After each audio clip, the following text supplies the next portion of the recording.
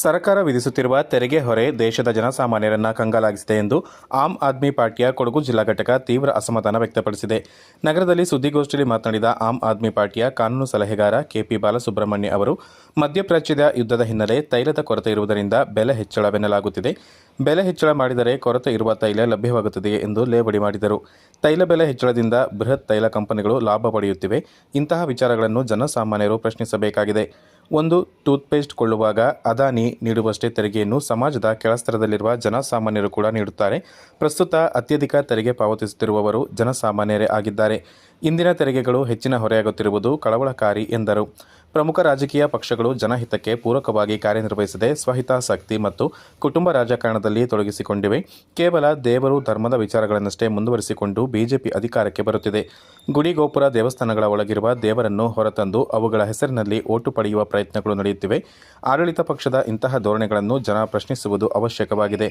ಆದರೆ ದೌರ್ಭಾಗ್ಯವೆಂದರೆ ಕೇಂದ್ರ ಸರ್ಕಾರವನ್ನು ಪ್ರಶ್ನಿಸುವುದಕ್ಕೆ ಬದಲಾಗಿ ಪ್ರತಿಪಕ್ಷಗಳನ್ನು ಪ್ರಶ್ನಿಸುವ ಪರಿಸ್ಥಿತಿ ನಿರ್ಮಾಣವಾಗಿದೆ.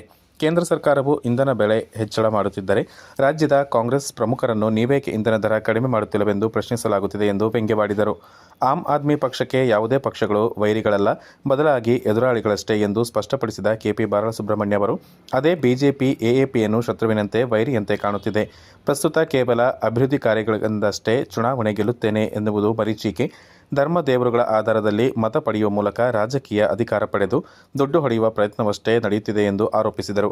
ಸಂವಿಧಾನದಲ್ಲಿ ಇರುವಂತೆ ಜಾತ್ಯತೀತ ಚಿಂತನೆಗಳನ್ನು ಸಮಾಜದಲ್ಲಿ ಪಸರಿಸುವ ಗ್ರಾಮ ಸ್ವರಾಜ್ಯವನ್ನು ಸ್ಥಾಪಿಸುವ ಚಿಂತನೆಯನ್ನು ಆಮ್ ಆದ್ಮಿ ಪಾರ್ಟಿ ಹೊಂದಿದೆ.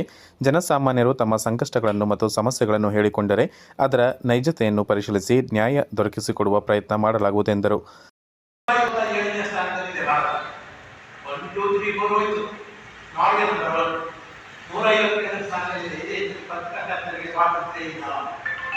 ಇನ್ನು ಸ್ವಾತಂತ್ರ್ಯವನ್ನು ನೀವು ಕಲ್ತುಕೊಂಡಾಗ ಕೂಡ ಸುಮ್ಮನೆ ಇದ್ರೆ ಈ ದೇಶದ ಭವಿಷ್ಯ ಏನಾಗುತ್ತೆ? ನಾಲ್ಕನೇ ಆಯಾಮ, ನಾಲ್ಕನೇ ಸ್ತಂಭ ಅಂತ ಹೇಳ್ತೇವೆ. ಅದರಿಂದ ನಾವು ಅಪ್ಪನ ಬಗ್ಗೆ ಇಷ್ಟೇ ಸ್ಥಳೀಯವಾಗಿ ಕೂಡ ಚರ್ಚೆ ಮಾಡಿ, ಸ್ಥಳೀಯವಾಗಿ ನಾವು ನೋಡ್ತೇವೆ ಏನಿದೆ ಅದನ್ನ ಮಾಡಬೇಕು. ಇವತ್ತು ಪತ್ರಿಕೆಗಳೇ ಕೆಲವು ಸಲ ಈ ಆಡುವ ಸರ್ಕಾರವನ್ನು ಟೀಕಿಸಿದ್ರೆ ಅದನ್ನು ಹಾಕಲೇ ಇಲ್ಲ, ಪತ್ರಿಕೆಗಳನ್ನೇ ಹಾಕಲಿಲ್ಲ, ಅಭಿಪ್ರಾಯಗಳಿಲ್ಲ, ಅದನ್ನು ಹಾಕಲೇ ಅಲ್ಲಲ್ಲಿಗೆ ಹೋಗಿ ನಮ್ಮ ಜೊತೆಗೆ ದೊಡ್ಡ ಗಟ್ಟಿಗೆ ಇದನ್ನು ಪ್ರಜಾಪ್ರಭುತ್ವವನ್ನು ಉಳಿಸೋದಕ್ಕೆ ನಮ್ಮ ಮುಂದಿನ ತಲೆಮಾರು, ನಮ್ಮ ಮಕ್ಕಳು ಒಳ್ಳೆಯದಾಗಲಿ ಅನ್ನುವ ದೃಷ್ಟಿಯಿಂದ ಕ್ರಿಯಾತ್ಮಕವಾಗಿ ಸಹಕಾರ ಕೊಡುವುದಕ್ಕೆ ನಿಮ್ಮ ಹತ್ರ ನಾವು ಬಂದಿದ್ದೇವೆ. ವಿದ್ಯಾರ್ಥಿಗಳು ಬಸ್ಸಿನ ಬರಬೇಕಂದ್ರೂ ಅವ್ರಿಗೂ ಕಷ್ಟ ಆಗುತ್ತೆ. ಇವಾಗ ಕೆಲವೊಂದು ವಾಹನಗಳನ್ನು ಇಟ್ಕೊಂಡು ಅವರು ಬರೋರು ಇರ್ತಾರೆ. ಸೊ ಅಂಥವ್ರಿಗೆ ತುಂಬ ಕಷ್ಟ ಇದೆ ಇವಾಗ.